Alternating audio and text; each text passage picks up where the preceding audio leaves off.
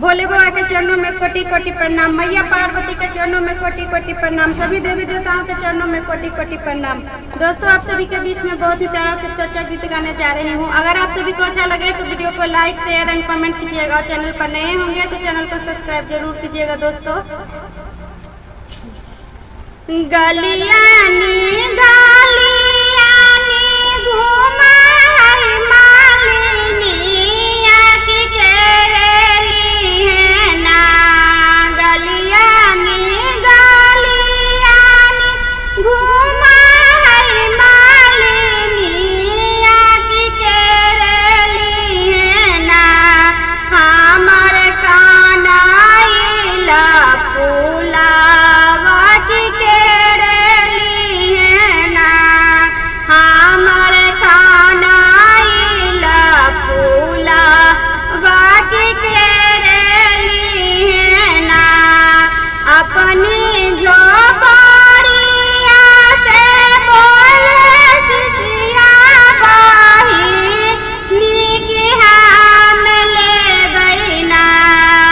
अपनी झोपड़िया से बोले सिसिया बही नीकी हम ले बहिना। मालिन कानाइल के फूला बस हम ले बहिना। मालिन कानाइल के फूला बस हम ले बहिना। तू तो हो सिसिया जाना मोके भिखारिन की कहाँ से देबू ना। तू तो हो सिसिया जाना मोके भिखारिन की कहाँ से देबू ना। हमारे फूलावा के दामा माँ की कहाँ से देबू ना। हमारे फूलावा के दामा माँ की कहाँ से देबू ना।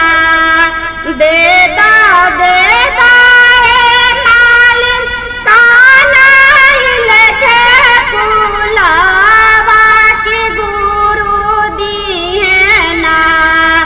देदा गे देदा मालिन कानाइल के फूलावा की गुरु दी है ना।